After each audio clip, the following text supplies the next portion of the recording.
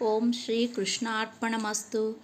ఏవం సతతయుక్తాయే భక్తాస్త్వాం పర్యుపాసతే ఏ చాప్యక్షరమవ్యక్తం తేషాం కే యోగవిత్తమాః. అర్జునుడు అడిగాడు ఈ విధంగా: సర్వదా నెలకొనినట్టి ఎవరైతే భక్తులు నిన్ను యుక్తంగా పూజించేవారు, ఎవరు కూడా తిరిగి ఇంద్రియాతీతమైన ప్రకటము కానట్టి వీరిలో ఎవ్వరు యోగ విద్యలో ఎక్కువ పరిపూర్ణులు?